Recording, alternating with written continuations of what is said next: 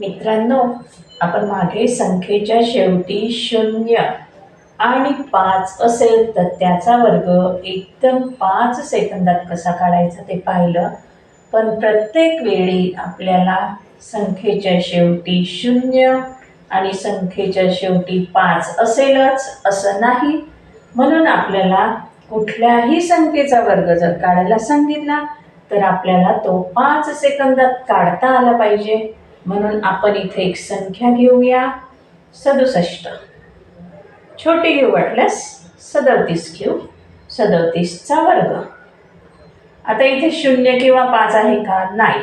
आपण 0 आणि 5चा कसा वर्ग काढायचा ते पाहिलंय. पण आता आपण 37चा काढणार आहोत. चला लिहूया. 7चा वर्ग आहे 49, बरोबर. आणि त्याच्या पुढे काय आहे? 3. 3चा वर्ग किती आहे? 9. 9 लिहून घेतले.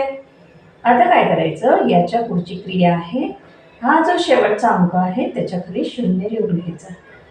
नेहमी लक्षात ठेवायचं, शेवटच्या अंकाखाली 0 लिहून घ्यायचा.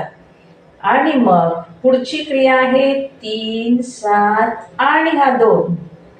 3, 7 आणि हा वरचा 2 यांचा करायचा गुणाकार.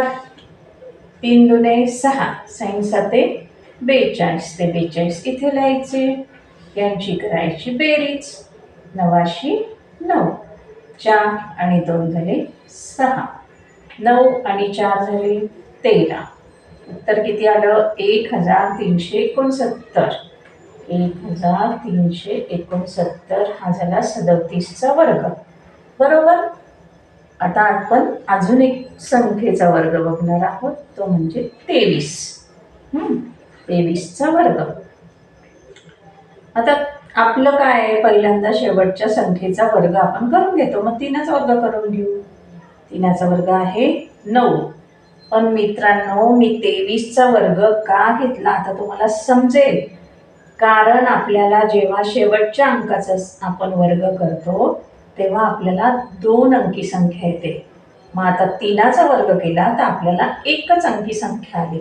मग जेव्हा 1 अंकी संख्या येते तेव्हा तिच्या समोर आपल्याला 0 द्यावा लागतो. नंतरची क्रिया काय आहे? 2चा वर्ग लिहून घ्या. 2चा वर्ग. मग नंतरचं काय? 9च्या खाली 0 लिहायचा. 2, 3 आणि 2 यांचा करायचा गुणाकार. 2 6, 6 दुने 12 यांची करायची बेरीज. 9, 2, 4 आणि 1 झाला 5. 529. 23चा वर्ग आला 529, बरोबर. थँक्यू.